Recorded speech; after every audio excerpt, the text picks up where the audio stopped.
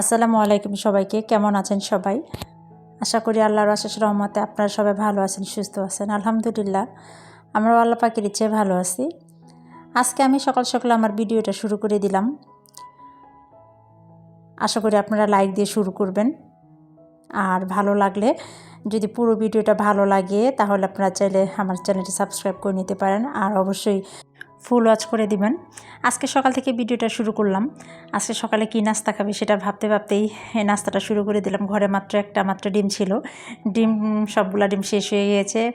এখন চিন্তা করলাম যে একটা ডিম দিয়ে আমি কীভাবে নাস্তা বানাবো, আমাদের 4-5 জনের নাস্তা। তখন আমি এই চিন্তাটাই করে নিলাম যে পোলাও চাল দিয়ে ডিমটা ভেঙে এইভাবে আমি নাস্তাটা বানিয়ে নিই, ডিম খিচুড়ির মতো করে। এতে ভাবলাম যে একটা ডিম দিয়ে সবারই সকালে নাস্তাটা খুব ভালোভাবে হয়ে যাবে। অনেক সময় সব সময় তো সব কিছু থাকে না ঘরের মধ্যে, দেখা যায় যে অনেক প্রয়োজনীয় জিনিস পরিমাণে একেবারে কম আছে, কিন্তু মানুষের সদস্য সংখ্যা বেশি। তখন কি করব, এভাবে বুদ্ধি করে মহিলাদের কাজ করতে হয়। আমরা যারা গৃহিণী তাদেরকে এইভাবে বুদ্ধি করে কাজ করতে হয়। আমাদের নাস্তাটা কিন্তু খুবই ভালো হয়েছিল। এটাকে আপনারা ডিম খিচুড়ি বলতে পারেন। আমি আজকে ডিম দিয়ে খিচুড়ি রান্না করলাম, ঝরঝরা খিচুড়ি হয়েছিল। আর এতে আমি পোলাও চাল দিয়ে রান্না করেছি। এখানে শুধু আমি হলুদ দিয়েছি, আর একটা মাত্র ডিম ছিল সেটাই দিয়েছি, আর কাঁচামরিচ।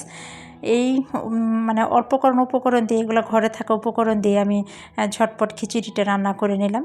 আর খুবই মজা করে সবাই খেয়েছে, বাচ্চারা সহ খেয়েছে সবাই। এই তো নাস্তাটা প্রায় আমি রেডি করে নিচ্ছি। আর এখানে এখন আমি চালটা একদম ফুটে আসছে, দমিয়ে দিয়ে দিব। এই তো দেখেন মাশাআল্লাহ কত সুন্দর হয়েছে খিচুড়িটা।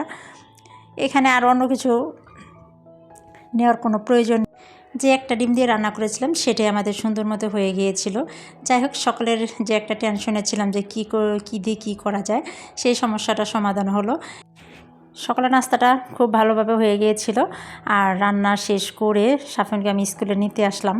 রান্নাটা আজকে আমি দেখালাম না, অফ ক্যামেরাতে করে নিয়েছি। আর বাকি সব কাজগুলো আমি অফ ক্যামেরাতে করে নিয়েছি। এখন স্কুলের ছুটির সময় হয়ে গিয়েছিল, পরে আস্তে আস্তে দেখি ছুটি হয়ে গিয়েছে। সাফিন আমার জন্য অপেক্ষা করতেছিল।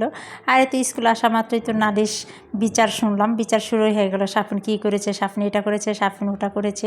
যাই হোক, বিচার শুনতে শুনতে আমি সামনে যাচ্ছি। সাফিনকে তো দেখলাম আমার সামনে চলে আসলো, আবার কোথায় মানে সব চলে গিয়েছে, খুঁজতেছে আস্তে আস্তে।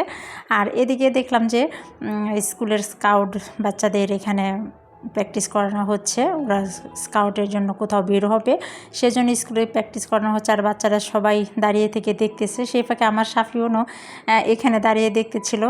বললাম যে চলো তাড়াতাড়ি চলে যাই, বাসায় চলে যাই। ও বলতেছে আম্মু আমি একটু দাঁড়িয়ে দেখবো স্কাউটগুলা, আমার অনেক ভালো লাগতেছে। আমি ভাবলাম যে তাহলে একটু দেখো। এই তো ওর সাথে আমিও দেখতেছি, সবাই গার্জেনেরাও কথা বলতেছিলাম এখানে। ওরা স্কাউট দেখতেছিল, এখানে স্কাউটের ছাত্ররা প্র্যাকটিস করতেছে।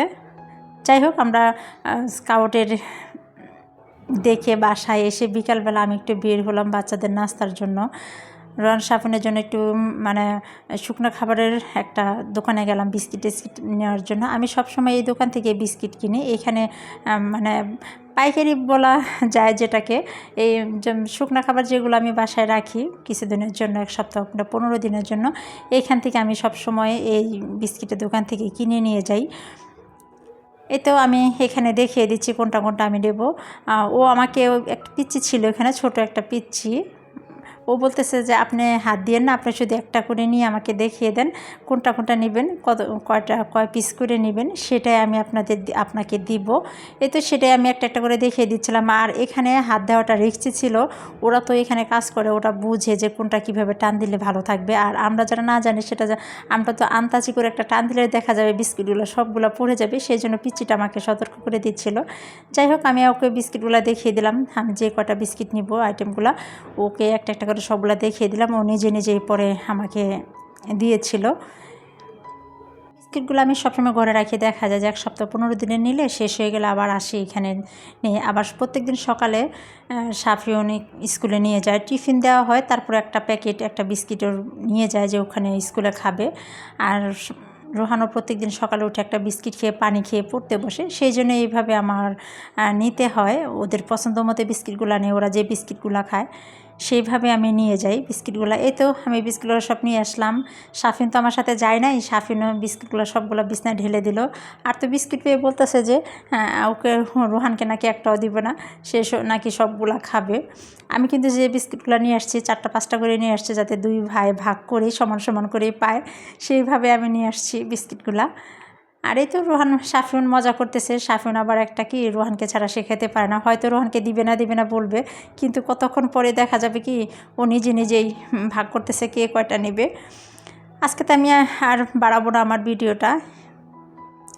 আজকে যদি ভিডিওটা ভালো লেগে থাকে তাহলে আপনারা সাবস্ক্রাইব করে দিবেন, আর লাইক তো অবশ্যই দিবেন, আর ফুল ওয়াচটাও করে দিবেন। ভিডিওটা আজকে এখানে রাখবো। সবাই ভালো থাকবেন, সুস্থ থাকবেন, সবাই নিরাপদে থাকবেন, এই প্রত্যাশায় আমি আজকের ভিডিওটা শেষ করব। আসসালামু আলাইকুম সবাইকে, আল্লাহ হাফিজ।